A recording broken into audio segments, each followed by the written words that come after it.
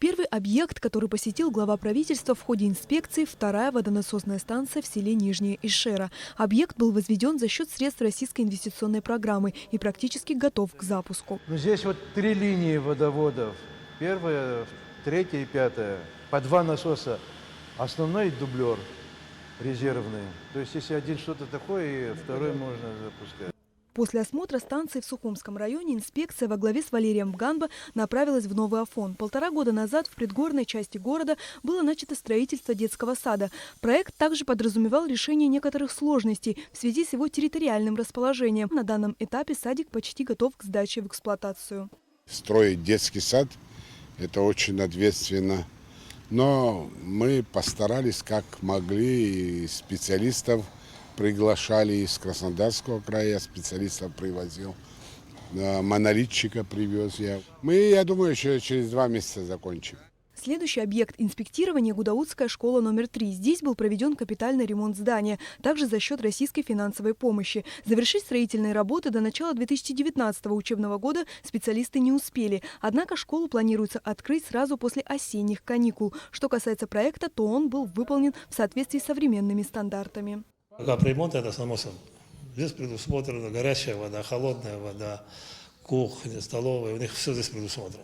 Все они готовы. Осталось только кухонное оборудование довести. Все остальное работы все закончены. В рамках поездки Валерий Бганбо также проинспектировал ход строительных работ канализационной насосной станции номер 1 в городе Гудаута. Работы по модернизации гудаутской канализации осуществляются за счет средств Российской инвестиционной программы в несколько этапов, завершающим из которых станет строительство очистных сооружений. Что касается данной станции, то здесь уже установили необходимое оборудование. Канализационная насосная станция номер 1.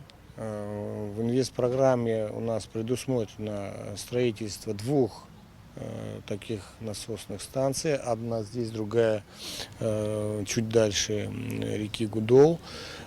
После того, как отсюда качает в ту насосную станцию, с той насосной станции уже качает на очистные сооружения. На сегодняшний день практически закончены работы по укладке трубопровода. Насосную станцию мы фактически саму бадью вместе с оборудованием уже установились, остались подключения и благоустройство. Суммы, затраченные на строительство объектов, которые посетила инспекция в среду 25 сентября, привел начальник управления капитального строительства республики Игорь Миквабия. Так, на ремонт школы номер 3 в Гудауте было израсходовано более 86 миллионов рублей. На садик в Новом Афоне потребовалась большая сумма размером в 134 миллиона рублей. Что касается водонасосной станции, там порядка 90 миллионов рублей весь объем работ. Практически все работы выполнены, осталось порядка 10 миллионов, которые будут завершены тоже где-то к концу октября.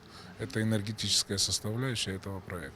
До конца года по линии инвестиционной программы планируется завершить строительство еще ряда объектов по всей республике, сообщил Игорь Миквабия. У нас будет завершено строительство Тверчельской районной больницы, строительство школы номер 1 в Гаграх, будет завершено строительство напорного канализационного коллектора с насосными станциями в городе Гудаута, завершено будет строительство водопровода, большей части водопровода Гудаутского района Хепстад-Рыбщ.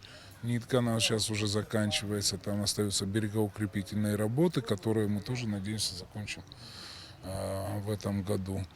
Также будет завершена магистральный водопровод в Горлыпском районе. Это от Багмарана до Агудзеры. И в следующем году мы планируем начать 2-й этап этих работ по разводящим сетям по самому поселку Агудзера, Мачара, Каштат. Ближе к вечеру инспекция отправилась в село Джирхо Гудаутского района, где недавно завершилось асфальтирование центральной дороги. Часть работ была выполнена за счет средств инвестиционной программы, остальная – на средства республиканского бюджета. Было предусмотрено 2500 километров, проложили нам, вышли как бы от точки А до точки Б, до трассы вышли больше 3 километров. Проложили. Есть куски, там в 2 кусках мы не проложили асфальт, где земля имеет оползни там. В ближайшее время премьер-министр Абхазии планирует посетить с инспекцией и другие районы республики. Амилия Бисмарк, Степан Мартиросян, Абхазское телевидение.